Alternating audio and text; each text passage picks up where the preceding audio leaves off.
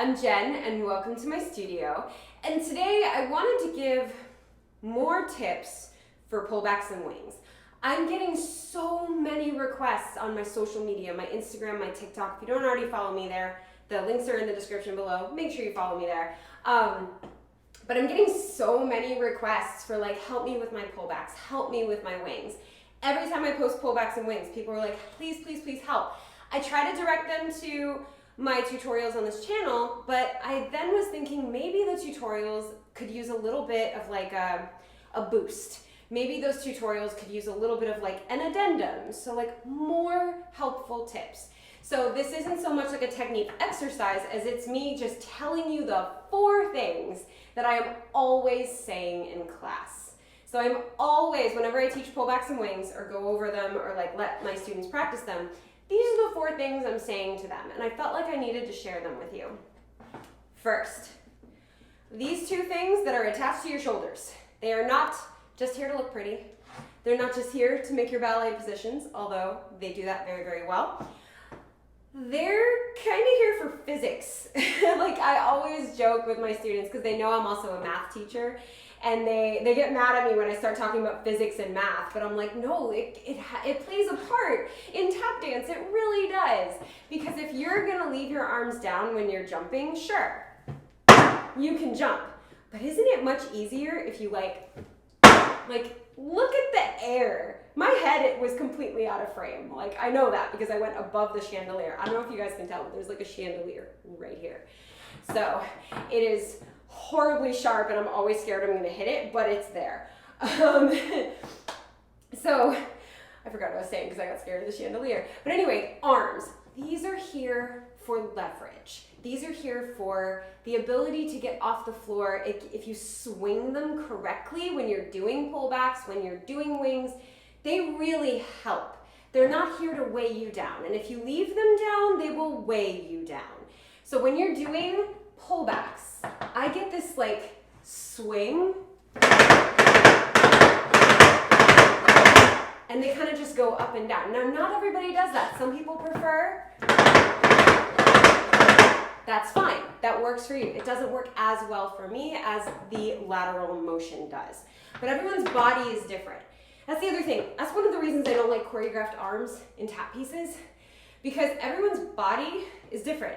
Some people love the lateral movement. It really helps them get their pullbacks. Other people prefer the forward-backward motion for your pullbacks. That's fine. And I feel like each dancer should be able to express themselves. But that's a whole other video that I have on this channel. It's a vlog. Check it out on the vlogs playlist.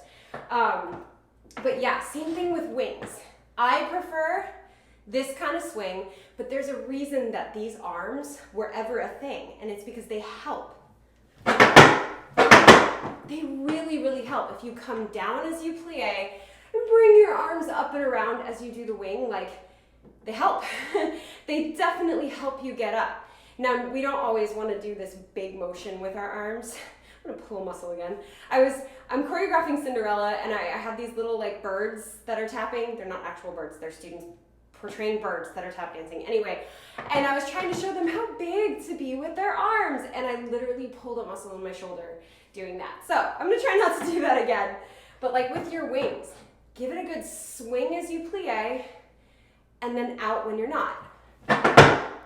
So it either goes out or it goes in, because mine goes wing, wing, wing, wing. But as it's dropping through at the same time I'm dropping. So drop, up, drop, up, drop, up, drop, up. It really gives this like momentum. That's the word. So your arms are here to help. Don't let them just hinder you. You really, really get good stamina when you don't use them. So sometimes I make my students put their arms behind their back and do wings, because now you really have to get the momentum with your legs. You really have to get the stamina without using knees. But they're fantastic for learning and just in general. Why not make it easier? I just like to do this to make my students get more stamina, but why not make it easier with these? All right. The next thing, I have my notes over here on this side of the room because I liked my little noise complaint sign up here. I was like, I don't want to move that today. So The next one, I always say this in class, plie is not a noun, it is a verb. It is an action. It is not something that you want to have. You don't want to have a good plie. Plie as a noun is just this. This is not helpful to me. If I can't go up or down anymore, or if I can't go down any more than this because I am in plie, I am in a plie, it still doesn't help. Plie is an action. It is a verb. So make sure that when you're prepping for a pullback, it's not here. There's no spring to this. There's no action to that. I am just bent. And then I'm gonna try to pull back from there without like giving any spring. Plie is a spring. It's a push and then a release. So make sure that you treat it like a verb. And it's ball change, pull back, really get in there, push into the ground so that you can spring out of it. So that's another thing I always say. And I will repeat that. I swear I'm gonna be like gone and on my gravestone is gonna say, well, I would say plie is a verb is gonna be on my gravestone, but like no, it's gonna be the last thing I say in this video. And any of my in-person students are gonna know. They're gonna be like, yeah, she always says that. That is absolutely what it's gonna be. Or it's gonna say jump, pull back, step, scuff, heel, stamp. I'm not sure. Anyway, so plie is not a noun, it is a verb. Use it. It is that thing that you have to use before every single wing. Plie, plie, plie, plie. You see how it goes down and then up. It's not just like I'm still going up and down, but like not as much.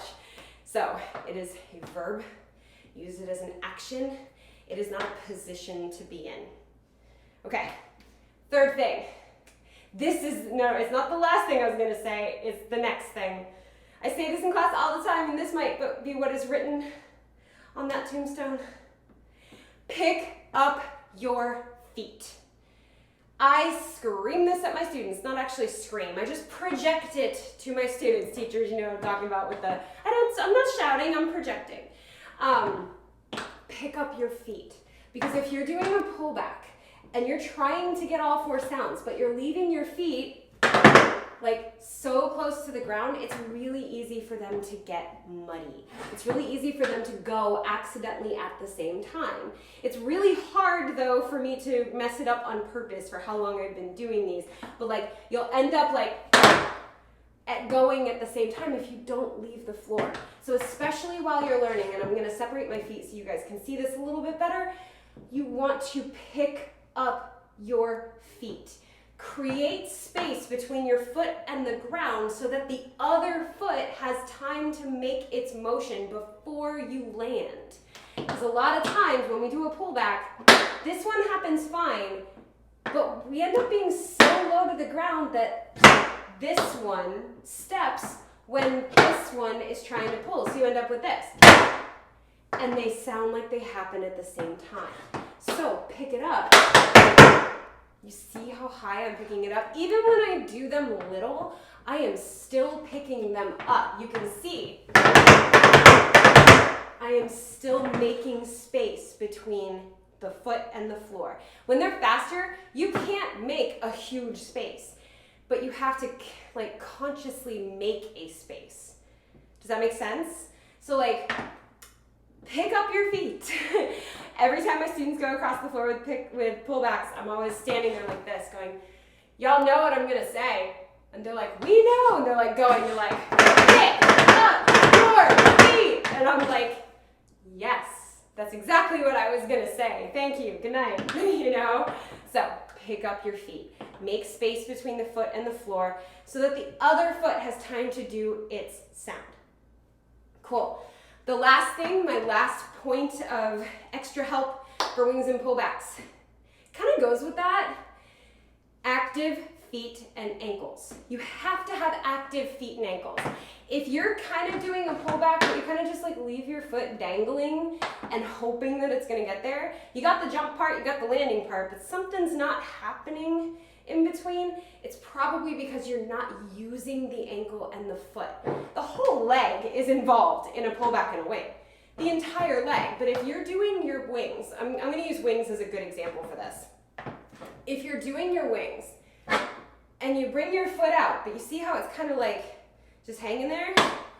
It doesn't have the ability to go, you see how there was like a little, I hit it up and then I let it down. So this is the ankle doing its job. It has to go out, that's the ankle, it flexes, it snaps, it comes back up, and then it comes down. The feet have to be active, because if they're not, you end up with, like they're just not doing anything. They have to be active. You see how much the ankle has to do? So when it comes to that, keeping sure that your feet are active, that they are actively participating, and you're not just jumping and letting your feet dangle. Not a lot of people feel like they might do this, but more than I can count have I seen do this. And it's because you're so focused. It's not like a terrible thing. A lot of people do this. You're so focused on the jump. You're so focused on the noise you're gonna make that we forget the little things. And in this case, the little thing is the tiny little muscle right here, but it has a big job to do. In pullbacks, same thing. You can't just like let your feet hang in the air, because they have to lift, strike, and then land, especially if you're coming from the toes. Because if you're coming from the toes, you push out of the floor first. Your foot's there. It has to actively strike the floor. That is a downward motion. It has to strike the floor. Then it comes down. It has to come, whoa, I almost just walked off my floor. It has to come up, strike. There is a little that it has to do before it hits the ground.